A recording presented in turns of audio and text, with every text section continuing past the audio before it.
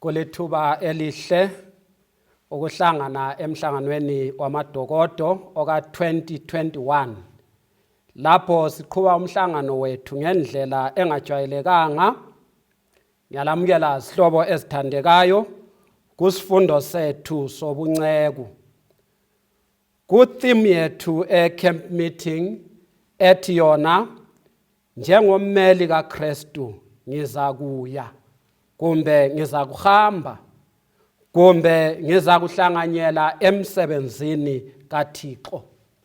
Sizathanda ukuthi ke sithathe ithuba sikhangele impilo yomunye walabo esingambiza sithi thina ngomunye wabovula indlela bokukholwa, uAbraham. Kulezifundo ezinengi ezokuba inceku esizithola empilweni kaAbraham. Kasisoze sithathe zonke ngenxa yesikhathi, sizathatha lezo esizazenelisa. Ake siyeni kuGenesis 22 iverse ngelika 1. Asibaleni ithi yona, kwathi emva kwalezo zinto uNkulunkulu wamvimvinya uAbrahama wathi kuye, Abraham, yena wathi ngilapha. Asikhulekeni.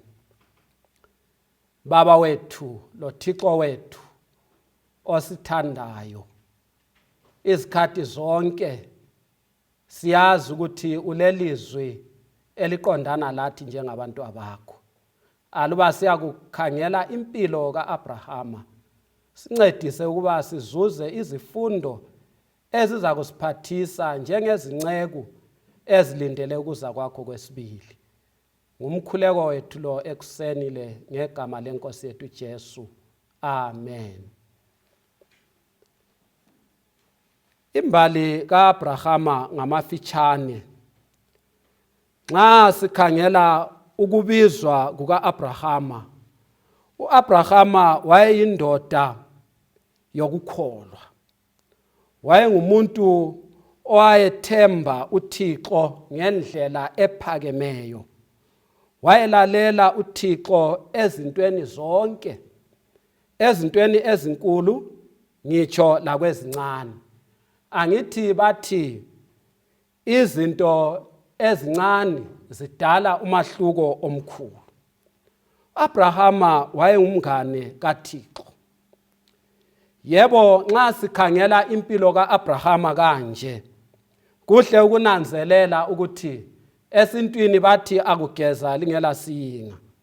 Kusitsho ukuba lanxa singabuka impilo kaAbrahama, kakusweleki ukuthi kube lokunye kumbe kube lamaphutha empilweni yakhe. Njengoba nje aluba sikhumbula lapho uNkulunkulu emthembisile indodana yesithembiso, yena waswela ukubekezela, wawela esilingweni. Kungakho ke asizukukhangela kangako kumaphutha akhe uAbraham. Nxa siqhubeka ngokukhangela impilo kaAbraham, sizakhangela ukubizwa kwakhe nguThixo. Ngaya kuGenesis 12 ivesi ngelika 1 kusiya kwelika 3.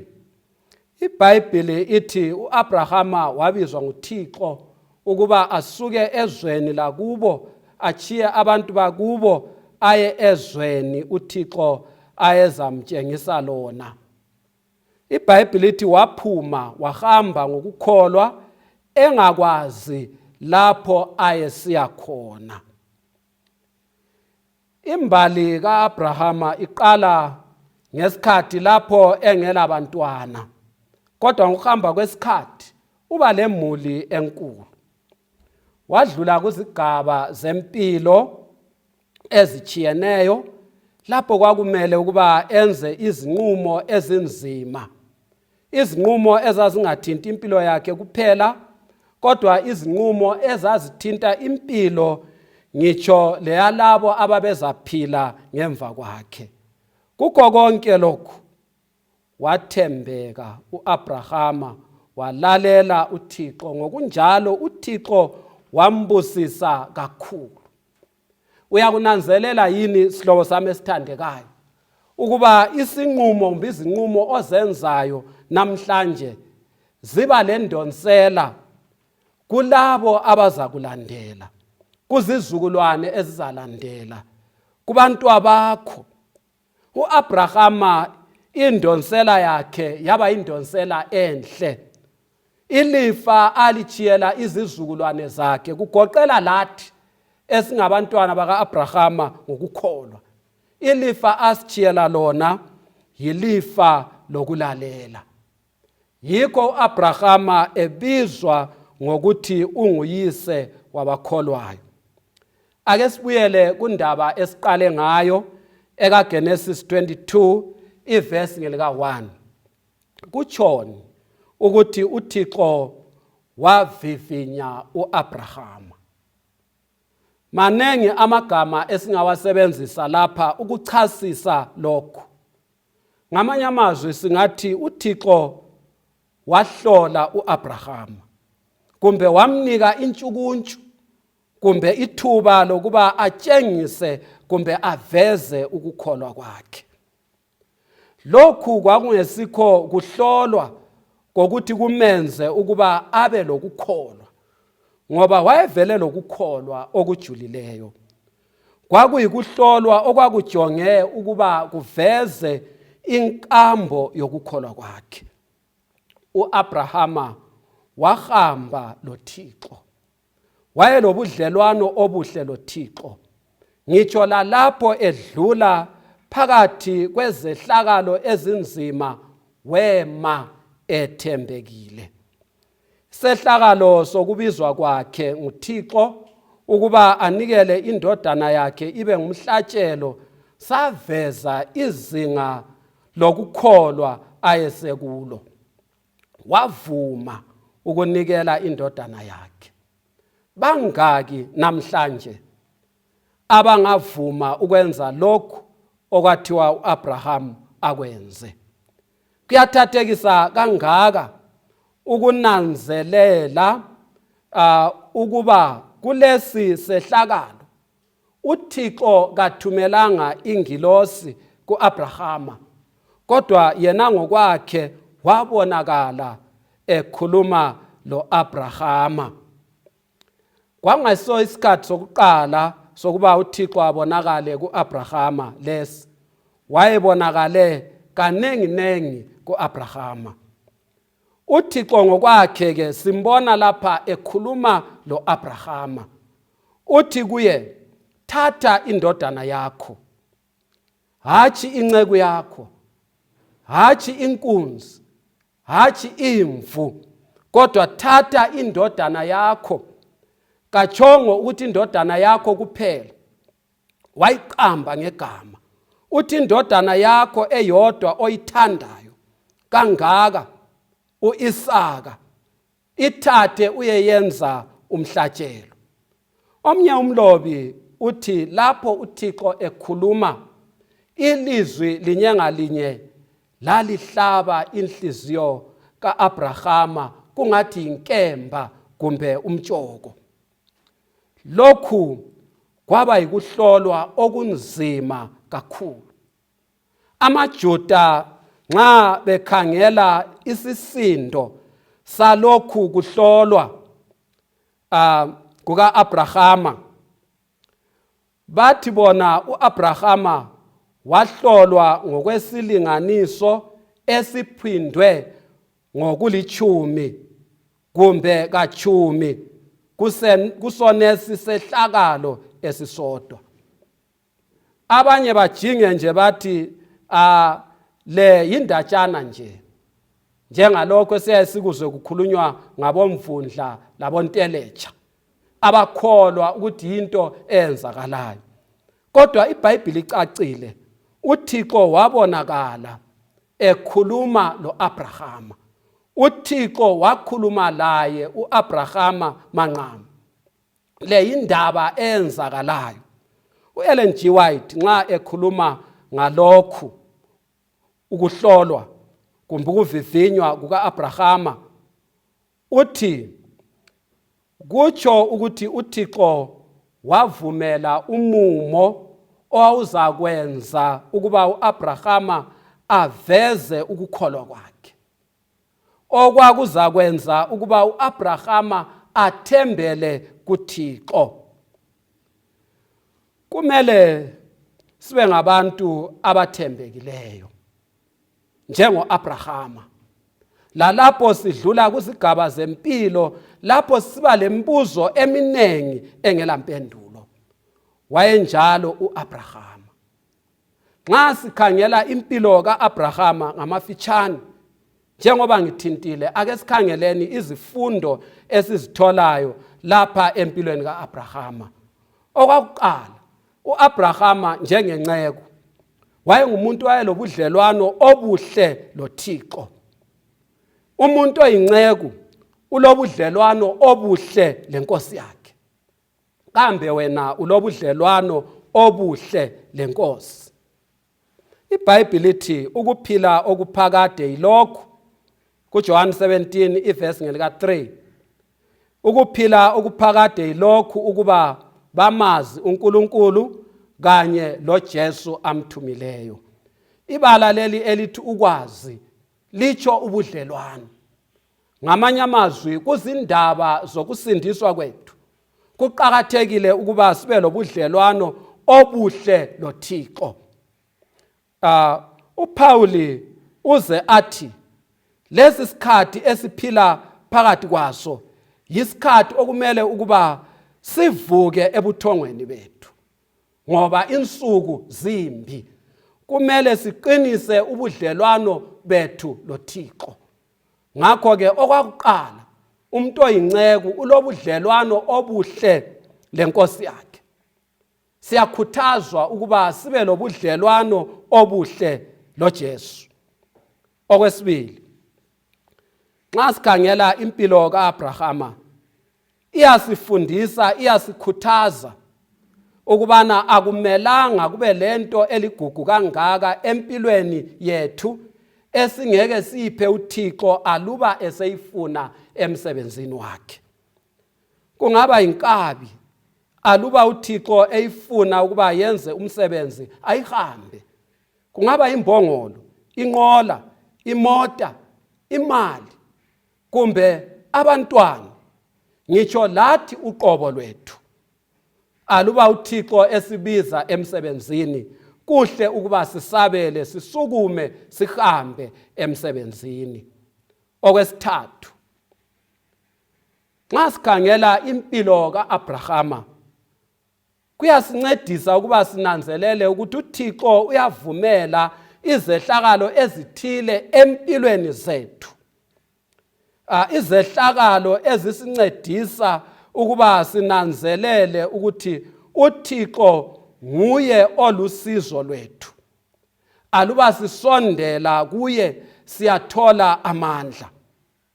Njengasesikhathini esiphila phakathi kwaso, uThixo wavumela ngabomo ukuba siphile ezikhathini ezinjengalezi, lapho simelana lohlupho lomkhuhlane we-COVID-19, uhlupho oluhlasele umhlaba wonke jikelele, lapho siphila siphakathi kwama-lockdown. uThixo uvumele wonalo umumo ngabomo ukusilungiselela izikhathi eziphambi kwethu, izikhathi ezinzima. Kuhle ukuba sinanzelele ukuba uThixo nguye olokhu elawula izinto. He is in control. Kuhle ukuba sifunde ukuthemba uThixo ngezikhathi zonke. U-Abrahama wafunda ukuthemba kuThixo ezikhathini ezinzima, lalapho kulula weyama kuThixo, wathembela kuThixo. Asibeni ngabantu abathembela kuThixo, abeyama kuThixo ngezikhathi zonke. Okwesine, kuhle ukuba sinanzelele ukuthi konke kungokukaThixo. Isihlabelelo 24 ivesi ngelika 1, iBhayibheli yakubeka kucace ukuba konke ngokukaThixo, umhlaba lokugcwala kwawo.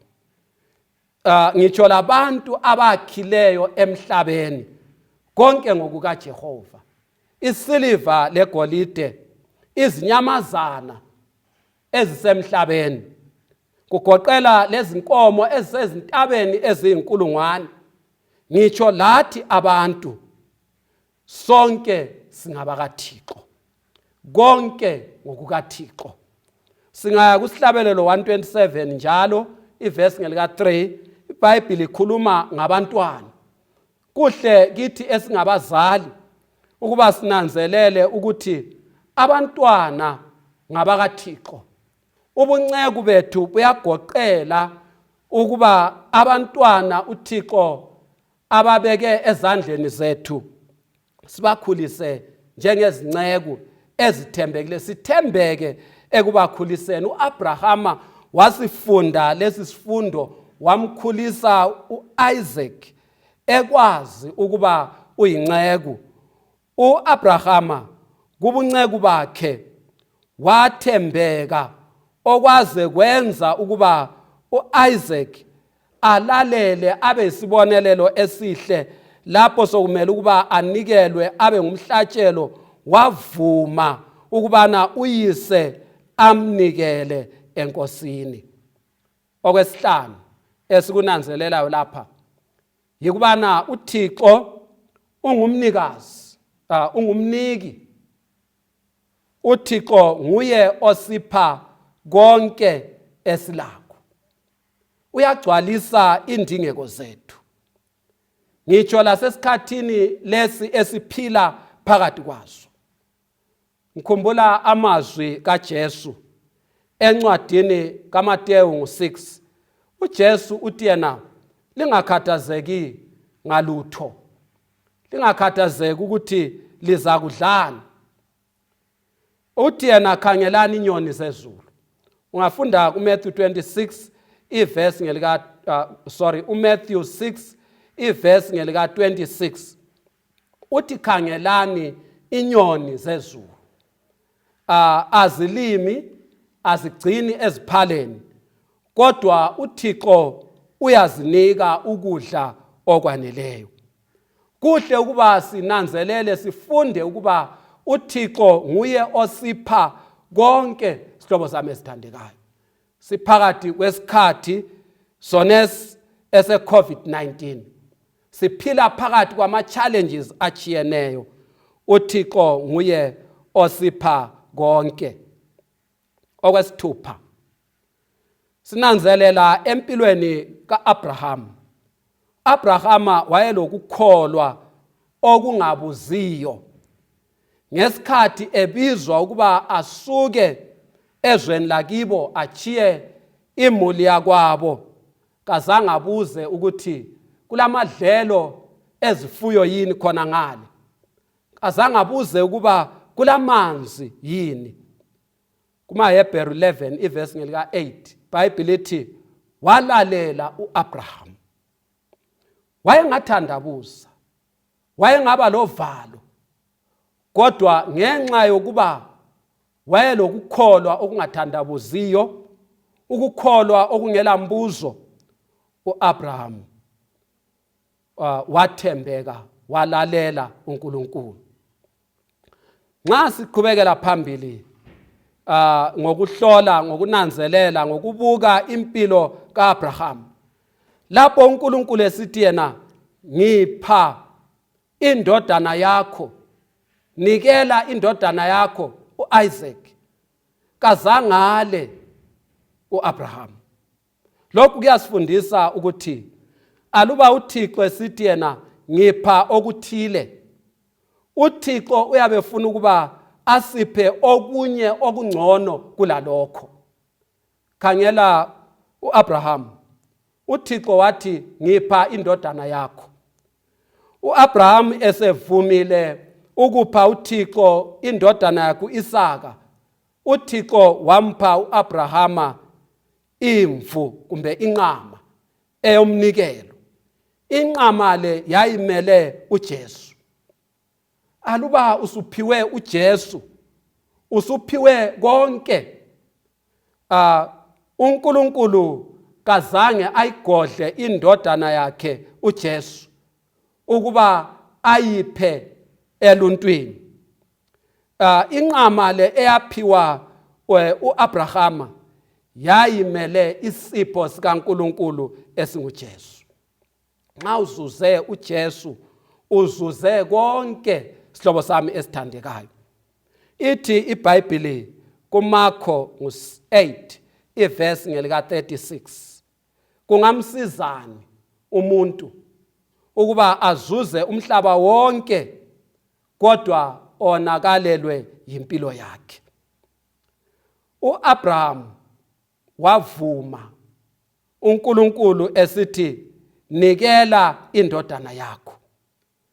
uThixo uyasibiza ngezikhathi eziningi ukubana sinike inzuzo yethu emsebenzini wakhe, sinikele okuthile ukuhambisa umsebenzi wevangeli. Kumele sibe njengoAbraham. uAbrahama wayelokukholwa okujulileyo. Nxa wayenikela indodana yakhe, iBhayibheli lithi wathi kuzisebenzi zakhe, kuzinceku zakhe, salani lapha, sisake siyekhonza lo mfana, siza kuphenduka, siza kubuya njalo. Ungafunda kumaHebheru 11 ivesi 19. iBhayibheli lithi wayekholwa kuNkulunkulu. Kubala nxa uNkulunkulu ethe ambulale uIsaka, uNkulunkulu wayelendlela eziningi ayengazenza, ngitsho ukumvusa uIsaka kwabafileyo.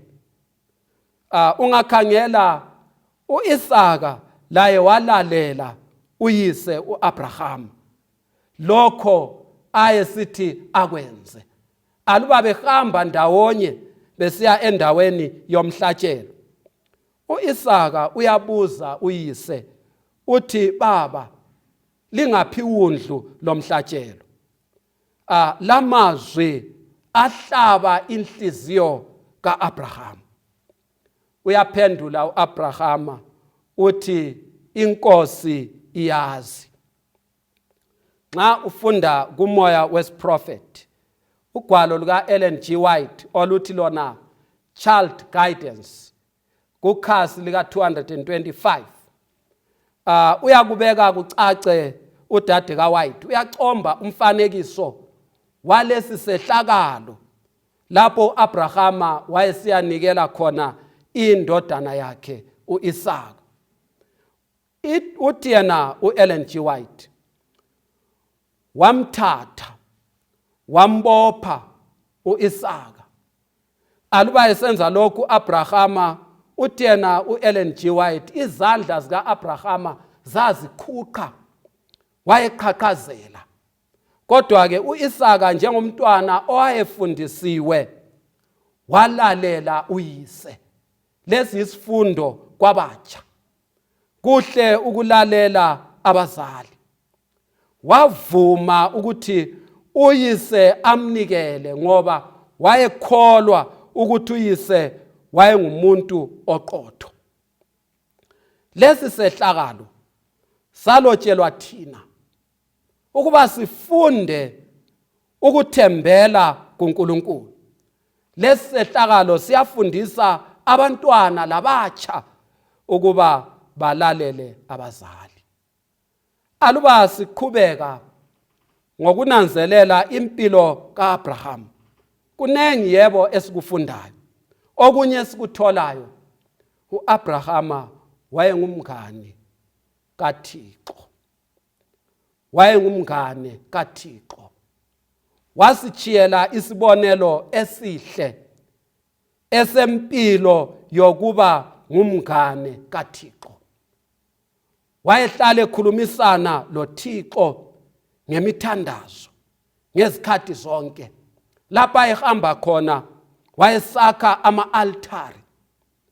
Izihlobo zami ezithandekayo, kuona lumhlangano wamadokodo oka-2021, asifundeni ukusondela eduze likaThixo ngomthandazo, ikakhulu ezikhathini zobunzima ezinjengalezi. Kumele sibe zinceku ezilobudlelwano obuhle kangaka loThixo.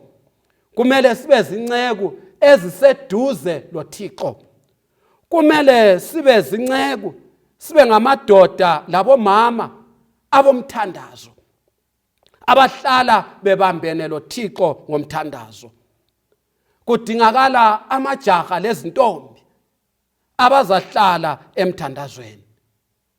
Amajaha lezintombi abalokukholwa okunganyikinyekiyo njengalokhu esikubona kuIsaka. Kumele sibe ngabazali abathembekileyo njengo-Abraham. Lokhu kukholwa esikubona kuAbraham kuyadingakala ngitsho lakithi namhlanje. uAbraham wayethembekile. Ngitsho lasekubuyiseleni okwechumi lezipho ezazidingakala emsebenzini kaThixo ngesikhathi sakhe. Ungafunda kuGenesis isahluko ngesika 14 iverse ngelika 19 lelika 20, uzananzelela ukuba uAbrahama kazange godle iminikelo, kazange godle okwechumi. Sifunda isehlakalo esithile lapho wabuyisela khona okwechumi kuMelchizedek. IBhayibheli lithi kuverse ngelika 19, uMelchizedek inkosi yeSalema waletha isinkwa lewayini. Wayengumpriest kaNkulunkulu ophezu konke. Wambusisa wathi, uAbraham makabusiswe nguNkulunkulu ophezu konke, umdali wezulu lomhlaba. Makabongwe uNkulunkulu ophezu konke, onike izitha zakho esandleni sakho. uAbrahama wanika okwechumi kwakho konke. NguAbrahama lo wathembeka kuNkulunkulu, waletha okwechumi kwenzuzo yakhe konke. IBhayibheli lithi kuMalaki 3, lethani konke okwechumi. Uyananzelela yini ukuthi lapho iBhayibheli ikhuluma ngokwechumi ithi konke? Ngitsho lasesikhathini esinjengalesi kudingeka ukuba umsebenzi uqediswe ngabantu abathembekileyo ekubuyiseleni konke okwechumi kugross yenzuzo yethu, hachi kunethi. Kudingakala ukuba silethe okwechumi kuNkulunkulu.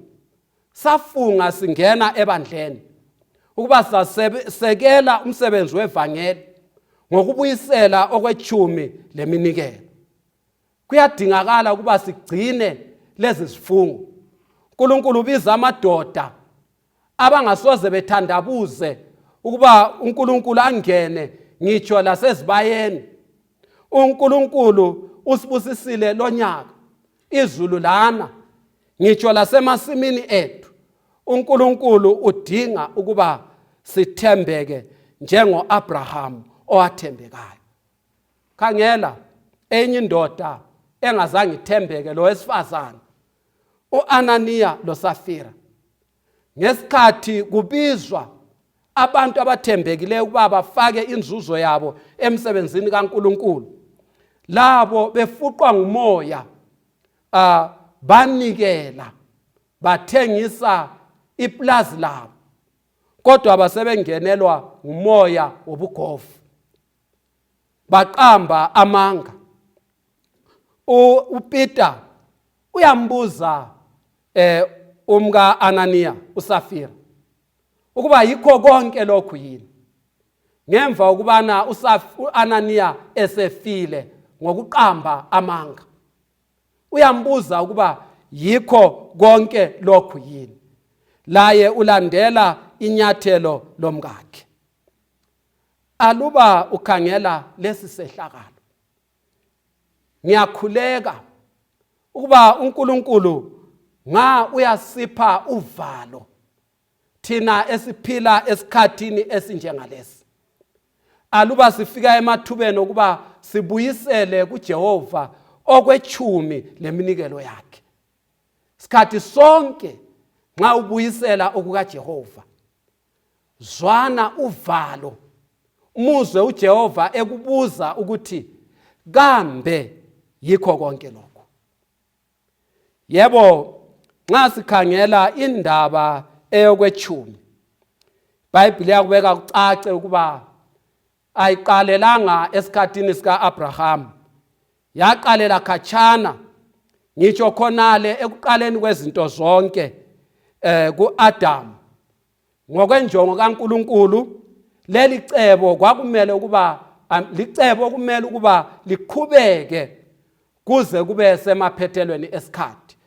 Nxa ekhuluma ngalokhu udade kaWhite uthi yena icebo elokubuyisela okwechumi lokunikela iminikelo ngokuhlelekileyo licebo uThixo alimisileyo ukubana libe khona ingqe kuselabantu emhlabeni.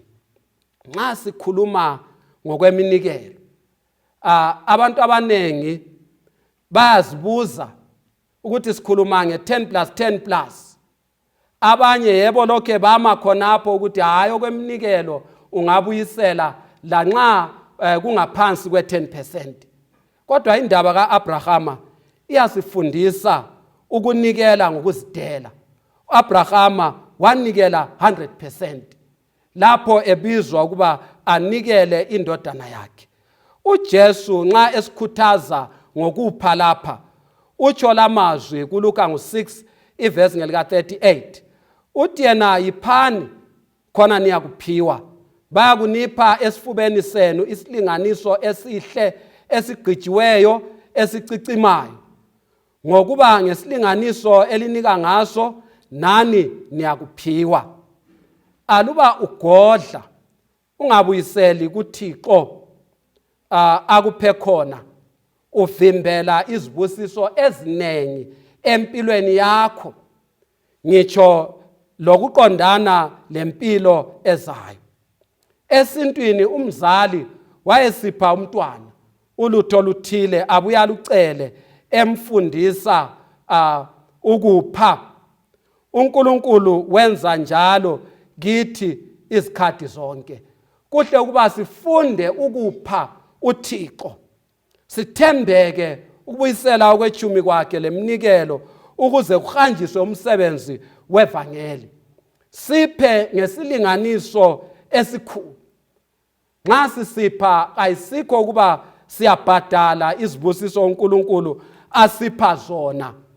Vele aluba uThixo angathi sibhadale kambe ngubani ongayenelisa leyo nhlawulo? Nxa sisiya emaphethelweni, ngithanda ukukhuthaza izihlobo zami ezithandekayo. uNkulunkulu udinga amadoda labomama, amajaha lezintombi abazakuma ngokwethembeka, ikakhulu esikhathini lesi esiphila phakathi kwaso. uNkulunkulu ubiza labo abazakuthi ngiza kuhamba, kungabi islogan kuphela, kodwa abazakuhlanganyela ngokubuyisela okwechumi leminikelo, ukuze kufinyelele lapho abangeke bafinyelele khona bona. uNkulunkulu kasiphathise izihlobo zami ezithandekayo. Lezi zifundo ezobunceku esizithola empilweni kaAbraham kazisiphathise. Ukusabela kwethu ubizo kakungabi ngokwamazwi kuphela, kasibonakale ngezenzo. Silungela ukukhuleka. Uthi wena, ngilapha Nkosi, ngithume, ngiza kuhamba, hlanganyela lami ngomthandazo. Asikhulekeni. Baba wethu osezulwini, siyabonga ukukhunjuzwa ngokukhangela isibonelo sempilo kaAbrahama. Sicela usiphe ukuthembeka okufanayo. Sicela usiphe umoya ofanayo. Sicela usiphe ukuzidela okufanayo, ukuba sithembeke ngazo zonke indlela, ukuze kube lula ukuba sihlanganyele ekuhambiseni umsebenzi wakho ngenzuzo oyibeke ezandleni zethu. Sibusise aluba sigqiba lesi sifundo ngegama elihle leNkosi yethu Jesu. Amen.